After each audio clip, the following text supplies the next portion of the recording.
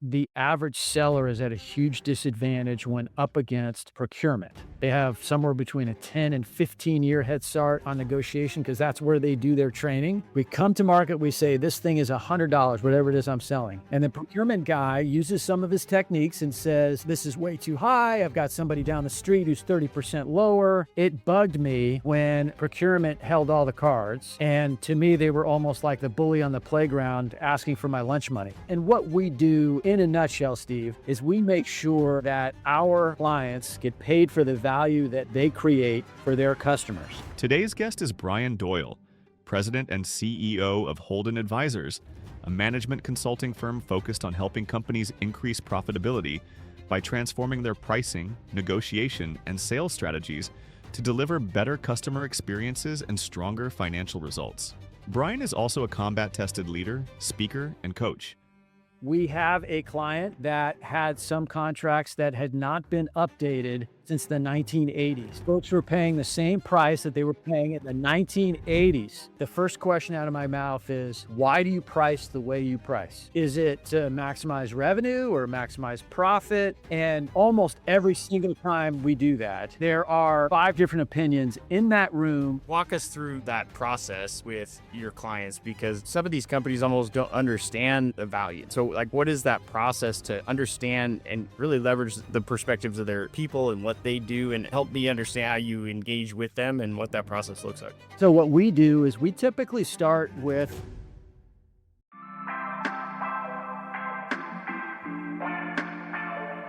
All right. Hello, everybody, and welcome back to another episode of Leaders of the Workplace of Tomorrow. Today we have Brian Doyle with Holden Advisors, President and CEO. And Brian is going to be sharing really how his organization helps in assisting you in communicating the value that you bring to your customers.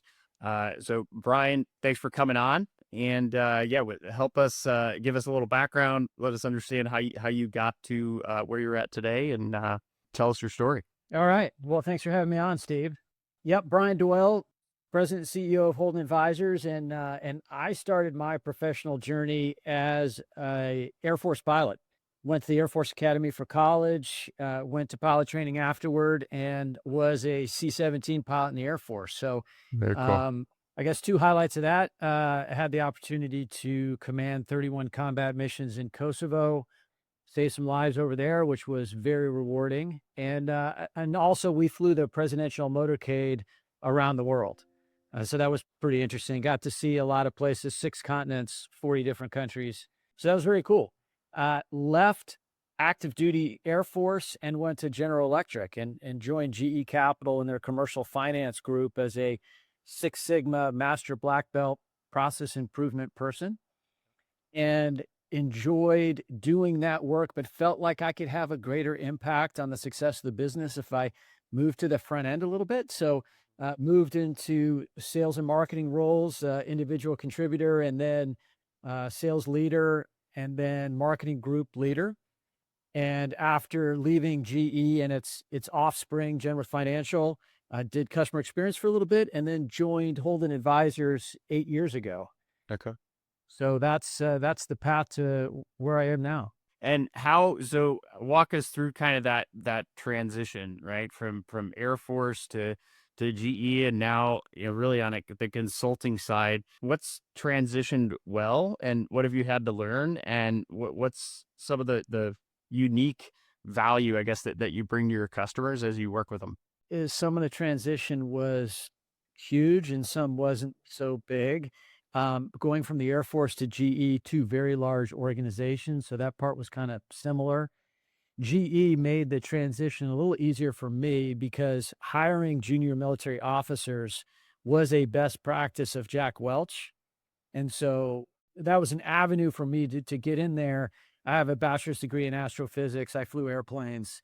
I didn't know anything about commercial finance, but their You could philosophy figure that was, stuff out after doing yeah, all like, that.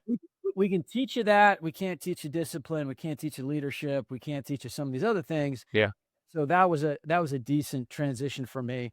But certainly a lot of differences in terms of, even though they said, "Oh, leadership, you'll be fine." Leadership in a civilian organization is different than it is in the military. And so that there were some growing pains associated with that for sure. And then now, smaller company here at Holden Advisors. So that's a different sort of animal as well, going from big company, small company. And there's, different points of emphasis. So that's a little different as well.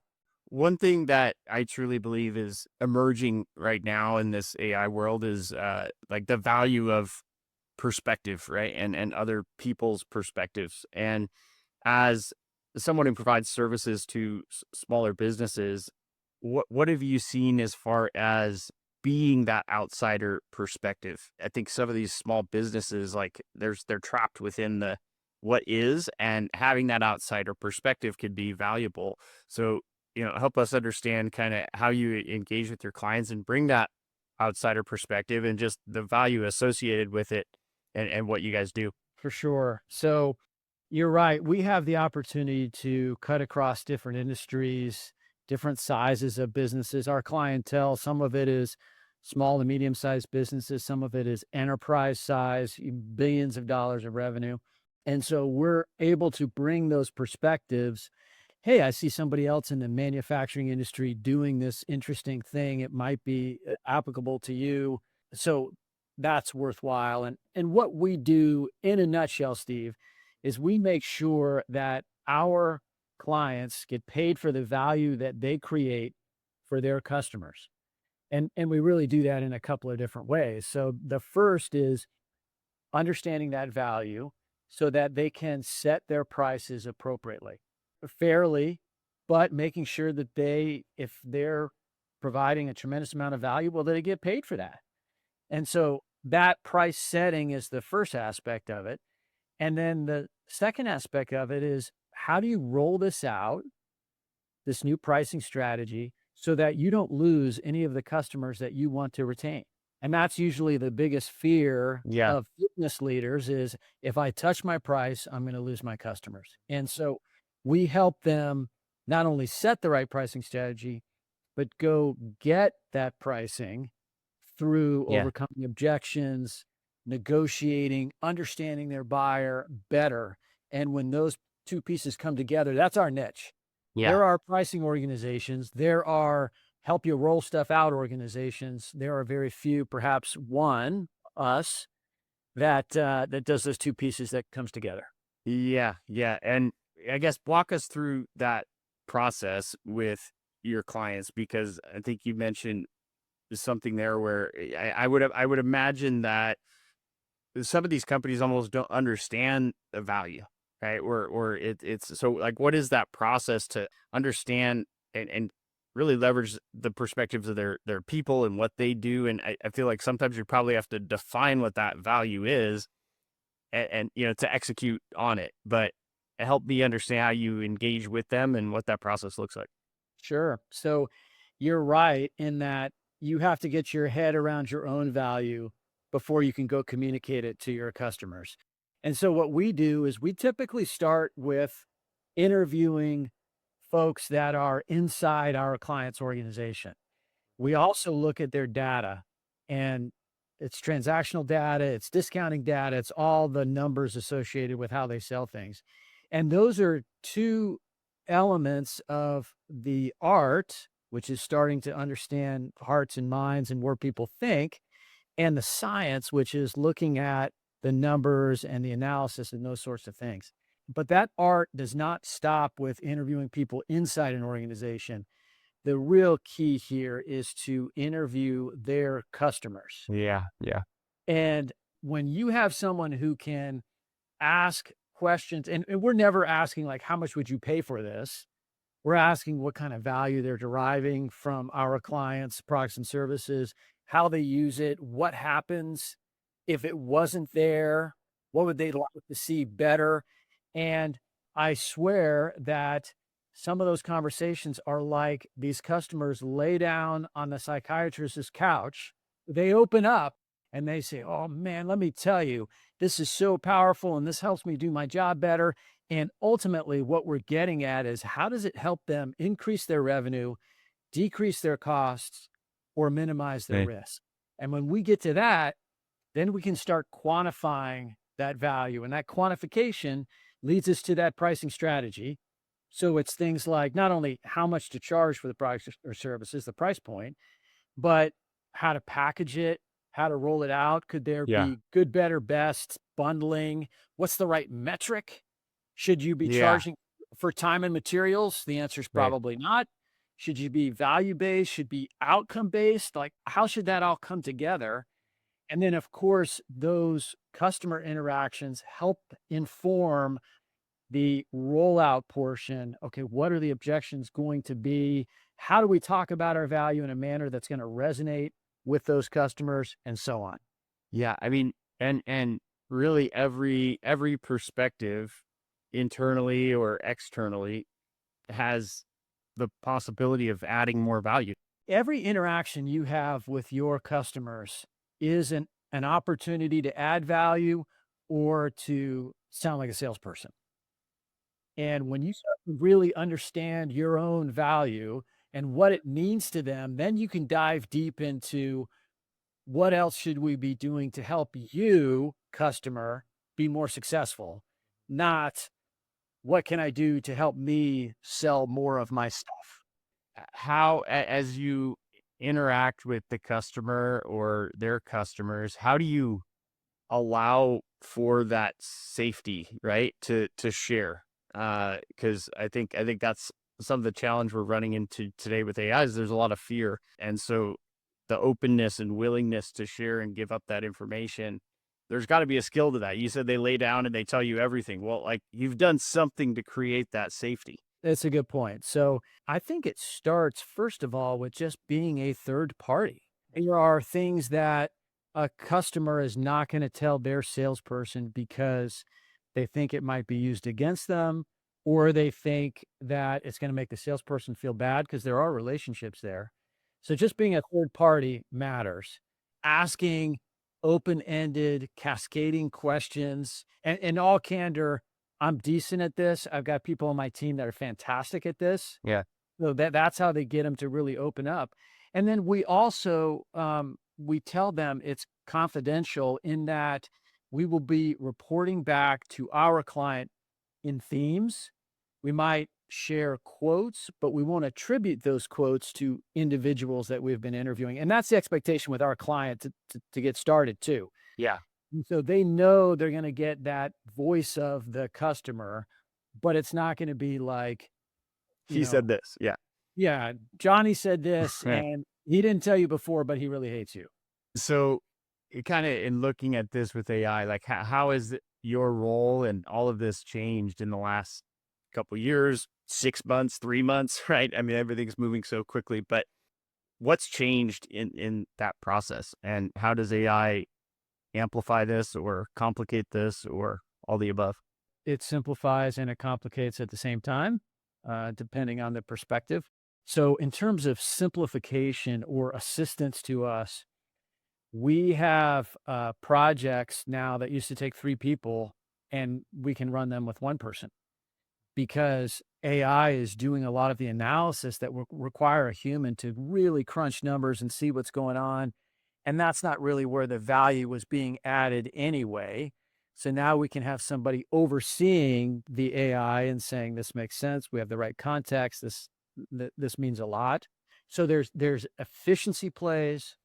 There are new products and services for us. So we have a lot of intellectual property around negotiation. Our founder wrote a book called Negotiating with Backbone. And we believe that the average seller is at a huge disadvantage when up against procurement. They have a variety of techniques. They have somewhere between a 10 and 15-year head start on negotiation because that's where they do their training. While salespeople are learning how to be good sellers, procurement people are learning how to negotiate, and they're at a real disadvantage. And so one of the places where we employ AI is that we have created AI-based procurement simulators. So the sellers can go up against procurement who is acting like a value buyer or relationship buyer or what we would refer to as the poker player, which is somebody who's intentionally misleading you in a variety of different ways. and they can build that skill, but more importantly, they can build that confidence, Yeah. and they can do it over and over again in the privacy of their own home and really practice. So when they have those conversations in real life, it matters. There's a ton of efficiency. There's a ton of value that comes out of AI from our perspective. Yeah. To answer the flip side of that, what we see across industries, so this isn't just us, but across industries, there are a lot of people out there saying, we do AI. Yeah. And so buyers can't tell if it's really sophisticated AI that's enabling really smart human decisions Right. or if it's AI for the sake of AI. Yeah. And it confuses the environment so that in some cases, particularly at the enterprise size Yeah. organization, sometimes buying is slower because they can't differentiate what's really important and what's not. And Right. so I've seen it kind of slow down the sales process a little bit For sure. because it's hard to, show what's worthwhile and what's not. What do you guys, because I mean, in your role, and I think similar to what we do, it's like really what we're trying to facilitate is shared understanding, right? Where everybody is aligned on, what the value is, what each person's going to do in order to provide that value, what the customer receives for, for that value, right? And I've, been saying a lot, like execution is abundant, but alignment is the new bottleneck, right? Could we get people aligned on who needs to do what? And it's only at that point, if we're all not speaking the same language, how's AI going to speak the same? That's right. So, I mean, one of the places that we start a pricing engagement is to get the senior leadership team of our client together in the same room. And if it's me facilitating that, the first question out of my mouth is, why do you price the way you price? Is it to maximize revenue or maximize Yeah, profit? Or is it to keep the factory running at 100%? And it is it's a almost great every question. single time we do that, Yeah, there are 5 different opinions in that room of people who have a staff meeting together once a week and still think, "Oh, wait, I'm trying to maximize revenue. No, no, no, this is a profit thing. Well, we can't have the factories running at 80%, so that's never gonna work, and, yeah, well, do we need big logos? We need to sign some really big guys no matter how much we charge them because we need logos on the website." And it's like, "All right, well, shoot, let's start there. Let's get aligned on that," because to your point, AI is gonna give you an answer. You could have AI running fast, and it's gonna do the wrong thing really quickly. that is a great question, number one, and extremely insight. I mean, why? Right? You could literally ask that question to around every single thing they're trying to do with AI, right? And the depth of understanding of that answer is whether or not AI is going to work. That's right. Yeah, I mean, we use it in the context of pricing, but you could just as easily use it in the context of AI. Like, why are we using AI? Yeah. Well, yeah, it's going to do this. Like, why? Yeah, what it's a pricing and AI are both means to an end. People typically don't come to us and say, we need value-based pricing and stop. They might say we need value-based pricing because we feel like we're leaving money on the table, or we need value-based pricing because AI is reducing our work. Hooray. But because we charge for time and materials or by the hour, we're really concerned that we're going to have to cut our prices because we're not working as hard for our customers. Again, it's like it's a means to an end. Like, why do you want to go get this done? And when we both get our hands around that, then we say, okay, now I can solve your problem. Yeah, there's a need to suspend taking action, right? And really understand what you're trying to solve, before you move forward with some of these tools. So let's go back to I'm curious as far as your background, Air Force, GE, you could have done anything. So what were some of the things, or were there specific moments where you were like, hey, this is a real problem and I think I'm capable of solving it, or what led you down this path? I read our founder's book that I referred to before, Negotiating with Backbone. And as a salesperson, as a sales leader, I saw myself in the scenarios. I saw the mistakes that I had previously made, and that was compelling to me. And really, I have this need for fairness, frankly, which there are going to be a lot of business leader listeners out there that's like, what a sucker! He cares about fairness, but for me, it bugged me when procurement held all the cards, and to me, they were almost like the bully on the playground asking for my lunch money, or not asking, but forcing me to give it to them. It's like, damn, I'm doing all the right things and I'm still discounting, or I'm losing the deal because I never had a chance in the first place, but they sort of misled me so that they could get that third bid and then they could close the deal with my competitor. And I hated that. And so for me, that was the impetus to get into this business and specifically Holden Advisors to fairly price or help our clients fairly price for what they do, because almost everybody is underpriced in relation to their value, at least the folks that we work with. And then again, how do you roll it out? How do you negotiate? So you at least you're on a level playing field. And in those, that's the sort of thing that gets me out of bed in the morning, is like, I got to help more people stand up for themselves and be paid fairly for what they do.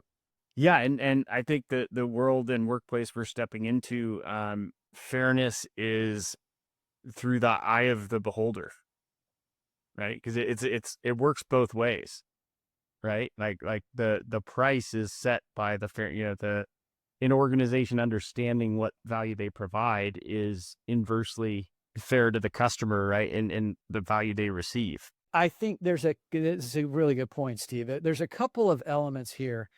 I think in a lot of cases, the seller or the provider, vendor, whatever you want to call them, doesn't articulate their value very well.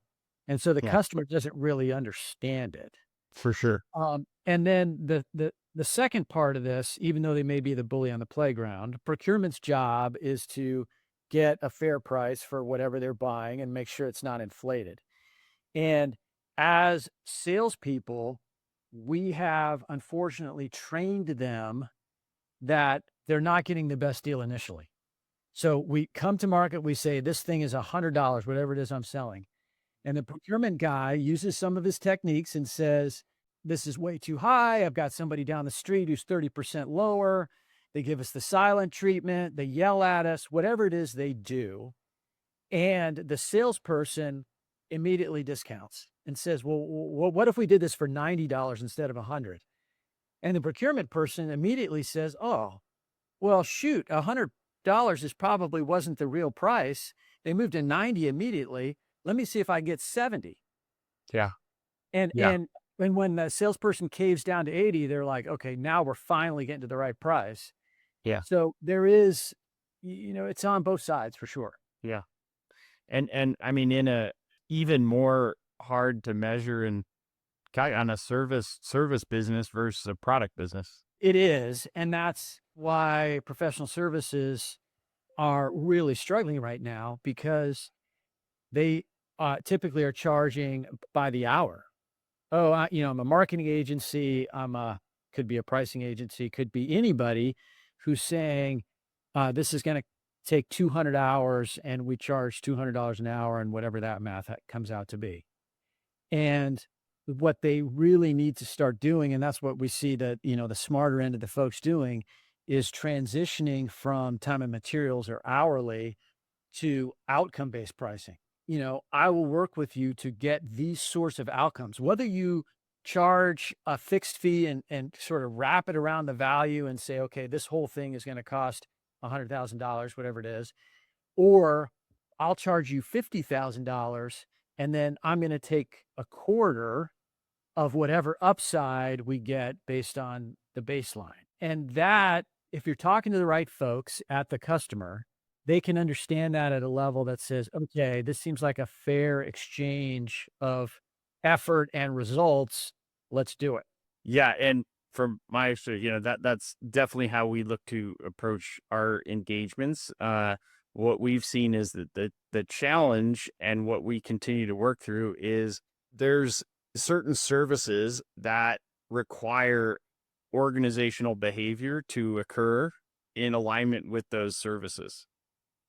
So how do you align and set that expectation with a customer where here's the like we can price on this outcome, but it's dependent on your people performing this behavior. It is a challenge. And so the outcome-based pricing that I've seen be successful, both for us and for others, is the initial conversations have to happen with the CEO or the CFO. If you're not talking at that level, regardless of if it's billions of dollars of, Fortune 500 or a smaller company, Yeah. you have to be talking at that level because they can drive some of that change. Yeah. And then the other thing that we espouse and recommend is that the metric has to be very clean. So even if you are pricing on profitability, there's a lot of hair on profitability. Could Yeah. somebody be cutting costs at the same time? Could they be raising costs at the same time? And you've done all you're supposed to do, but the Right. profit isn't there because they've moved a different lever. It has to be really clean. Revenue is a clean number, even though a lot of what we do is around profit. Revenue is a pretty clean metric, Yeah. I should say. And then what I like to do is say, here's the baseline. We're going to measure over the next 12 months to this. And it doesn't matter who did what. If we did a great job, if you hired a new sales leader, if you change your products, don't care. Baseline and outcome. And I Yeah. think if you keep it clean like that, and then of course you're not capturing, you're not getting paid 50% of that number, you're getting paid a Yeah. fraction of it, then that plays out well so that both organizations understand what you're achieving, what you're working toward, and then Yeah. there's less back and forth when it's time to get paid. And it's really, I mean, I imagine there's some kind of expectation or commitment set there, right? That like at the end of the day, it's like in order to achieve this, we've got to work together. Yes. And it might be like quarterly check-ins or whatever. I also believe that when you're doing a pricing engagement, I'm sure it's the same for you, there's got to be some change management involved. And I learned some techniques when I was at GE that I carry with me today. They called it the change acceleration process. And there are elements of that that I find to be terrifically helpful in terms of getting an organization galvanized on the people side in addition to that technical side. And feedback, how do you guys incorporate feedback into that, right? Because to me, I love feedback, whether it's good or bad, it's feedback. Like I'd much rather have all the negative feedback than no feedback, right? Because then I could at least course correct and it helps to. So how do you guys incorporate that and influence that into your engagements? So, one of the areas is when we help our clients roll out a pricing change, is we help them think through the sequencing. So, don't start with your largest, most important client and test it on them. Yeah, that's a Start with good the point. folks who, in many cases, aren't even profitable today. Our experience and our investigation has shown that there's almost all of our clients have many customers who are not profitable at all. Yeah, So start with them, roll it out with them, get feedback from them, learn from yeah, them. And if they were to leave, which in many cases they don't, but if yeah, they were to leave, you'd say, oh, good riddance. We yeah, were making any money off of those guys anyway. And then that feedback helps you develop yeah. how it's going to work with your bigger customers. Yeah, and it's funny you say in most cases they don't leave because like in reality if you're doing that you're interacting with that customer more frequently and probably strengthening that relationship enough to where you're going to retain them because you're ultimately are satisfying their needs. Yeah, and I've heard direct quote, which is, "I'm surprised this took you so long." Like, they knew they were underpaying for the service, but they weren't gonna raise their hand and say, "Charge me more," but that's the response, "I'm surprised it took you so long. What's the new price?" And they get the new price, and they're like, "Alright, got it." It's that simple. And so that, in terms of, like, an element of change management, we amplify that through the organization, let that ripple through everybody, and they go, oh, wow, this stuff, sometimes stuff is not the word that's used. This stuff actually works. Very cool. All right. So tell us what's the future look like for yourself, for Holden Advisors? What are you guys looking to do in growth wise and verticals and expansion and all the above? Yeah, thanks for asking. So we about 6 to 12 months ago realized that there was a really underserved portion of the market, and it's what we would consider the lower middle market, maybe $30 million in revenue and up, are folks who desperately need pricing strategy. They need to be able to overcome that fear and implement that pricing strategy, but they're not big enough to have their own pricing department. So they just sort of do their best. And in some cases, they wallow in really underpriced environments. We have a client that had some contracts that had not been updated since the 1980s. Folks were paying the same price that they were paying in the 1980s. I'm not kidding, because they were afraid they were going to lose them and they didn't really know how to do pricing. And so they just didn't. They had to be making a lot of money in the 1980s Yeah. and not a Yeah, lot today. maybe they didn't get that much more efficient, or, there's Yeah. lots of things at play here, but that's where our, at least a portion of our future is going to be. We're gonna continue to Yeah, serve those enterprise-sized clients, but we just think that there is this underserved market that can for sure. really use our help, and what we're doing with them is helping them along this journey, and in some cases, that is a very concentrated project that gets done quickly, and we bring a lot of strength to bear to help them out. Sometimes it is a longer engagement where we help them learn how to fish a little bit. We teach them along the way. We help them get their heads around it. And if it's a smaller organization with not a lot of people to interact with us, it helps them absorb along the way. And we are seeing in the last 6 months, we're seeing a tremendous amount of interest around this. Yeah. I would imagine even the starting point is just getting the accurate data, right? So, Just what's reality in the organization. yeah. And that is also, though, Steve, a stumbling block. Yeah. So we say, hey, boy, we could really help you. This would be great. We could get you another 5, 7 points of margin is pretty typical for us. And then the pushback is, I would love to do that, but my data is not great. I don't have clean data.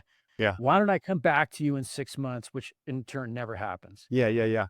And that's a fallacy. You don't need perfect data in order this to be successful. You need to have some transactional data, which everybody, if they're running a business, has some. And then it's a bit of a sliding scale for us between, if you've got a ton of data that we can analyze, maybe we need less of those interviews. But vice versa, if you say I got a little bit of data, or I have a few big clients and so my data is really lumpy, great. Let's slide to the qualitative end of that scale and just go learn from that. And that is enough to get going. And even if you don't have perfect data, you don't have perfect pricing, you never have perfect pricing, but you're going to make a lot more money if you put just a little bit of time and effort into it. Brian, thank you so much for coming on the show here. And if you could let the clients and guests know where to find you, website, social, all that stuff. Yeah, for sure. So I'm actually cool with people emailing me directly, provided you're not soliciting me. But if you're looking for help in terms of pricing negotiation, implementing pricing rollouts, I'm at B Doyle, first initial last name, at holdenadvisors.com. Our website is holdenadvisors.com. And then you can find me on LinkedIn. I'm pretty active on LinkedIn and just getting into Substack. So you can find me LinkedIn. I'm the CEO at Holden Advisors. There's just one of us. So those are great ways to interact with me, and love to hear people's stories and see where I can help. Yeah, great. Well, thank you again, Brian, for coming on. Appreciate it. Lots of great insights here, and love your guys' approach. Thanks a lot. Thanks for having me. Yep, we'll talk to you soon. Okay.